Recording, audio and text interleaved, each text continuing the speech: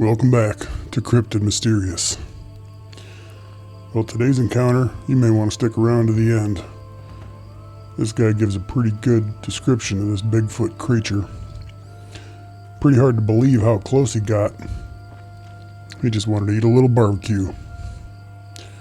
Well, hey, if you've been around for a little while and you've already subscribed, I really appreciate you. If you haven't subscribed yet, I'd really love it if you'd hit that button for me. Let's get into today's encounter. This one comes to us from Kendrick Taylor, a resident of Pennsylvania. Here's his story. My wife and I had moved from Jersey into western Pennsylvania. We purchased a small 2-bedroom ranch nestled in the trees within a community of about 40 homes, with the exception of 3 houses in the neighborhood. All of the homes were backed up against a fairly extensive area of forest. We regularly had deer in and around the community, and we had heard that there was a periodic black bear sighting, so everyone was careful with their garbage. It was a Friday evening in July when I had stoked up the barbecue on my rear deck. My deck was about 3 feet off the ground from its edge, and there was more or less some 50 feet or so until my yard ended, meeting up with the slope that ran down into a hollow. Our own property was less than half an acre, which didn't really matter because I was up against thousands of acres where our yard ended.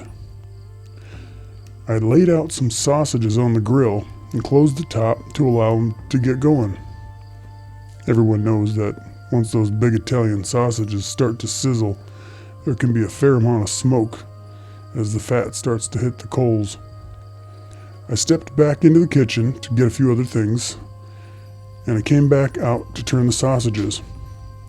When I did so, there was a plume of smoke wafting out of the barbecue and drifting with the wind out over the backyard. Then I closed the lid and went back inside. After maybe 15 minutes had passed, I was starting to get a few sausages that were done ahead of the rest and began to place them on a platter which was sitting on the top rail of the deck. I went back inside again, knowing that my next trip out, all would be ready. Grabbing a few more things, I was just stepping out when I realized I'd forgotten to bring something else, and I turned to go back into the house. Sounds like a typical barbecue.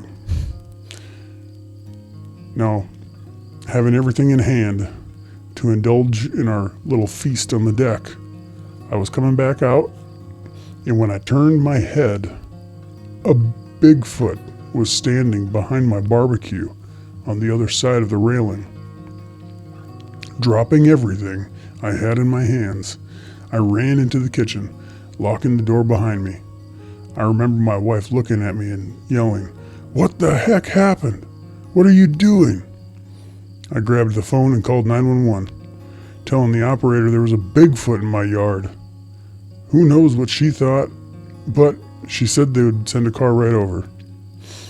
While I was waiting and trying to explain to my wife what had happened, I tried to sneak over by the windows to see if I could see anything without being seen myself.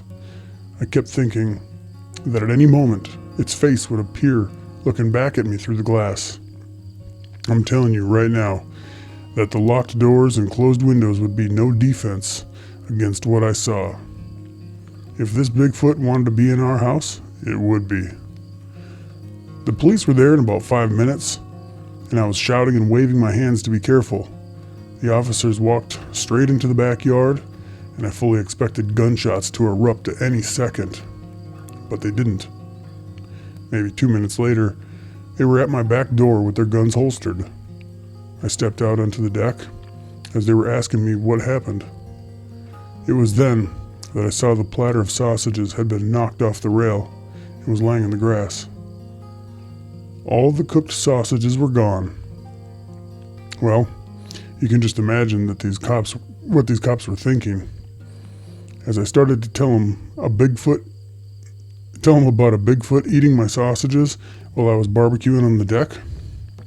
Thank God they were able to notice that something had clearly walked up from this hollow behind the house, because my lawn was all trampled from the deck to the corner of the yard.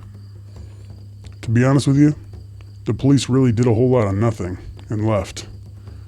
After which, I broke out my tape measure to try to figure out how big this thing was. From the ground to the top of the deck was 36 inches, and from the top of the deck to the top rail was another 36 inches.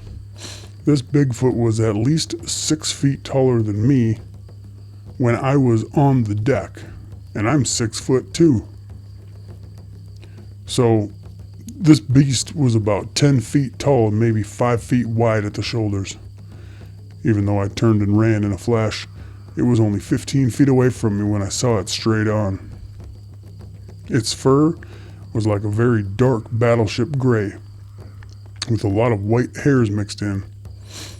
All the hair was fairly long and stuck together in clumps. It just stood there when I popped out the door, as though it would have stayed for dinner if I didn't run. Almost like a dog sitting by the table waiting for some handouts. The fact that it had grabbed about a dozen sausages before dropping the platter on the grass was insane.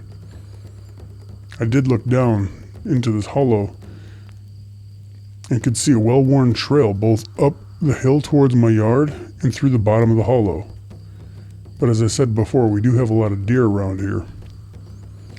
My wife and I put the house up for sale a short time later. I was so uncomfortable around the house that we just couldn't stay there anymore. Every time I pulled in the driveway at night or mowed the lawn, I couldn't stop looking over my shoulder. You can forget about barbecuing altogether. The enormous size of this thing said it could have torn the enormous size of this thing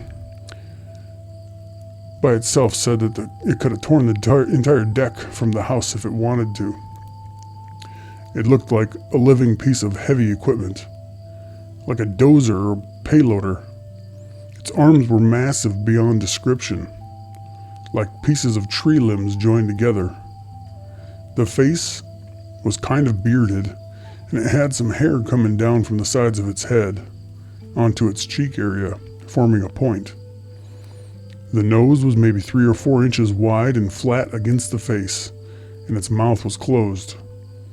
I would say that the eyeballs were somewhere between the size of a golf ball and a handball, jet black and glassy, and it had leered at me with a blank stare.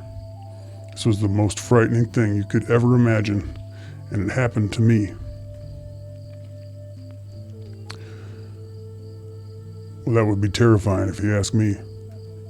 Go outside to grab your sausages off the grill, you turn around and there's a frickin' creature 10, 12 feet tall, just looking at you like a puppy, asking for your sausages. Oh, I don't know what I'd do. Well, probably the same thing they did, sell the house. Let me know down in the comments where you're listening from. And again, I really do appreciate y'all for sticking around and enjoying my content. If you do enjoy it, again, I'd like to ask you to subscribe, please. Help me out. And I will see you in the next one. And yeah, one last thing.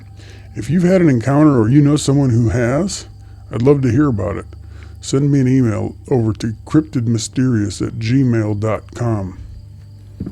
Have a great night.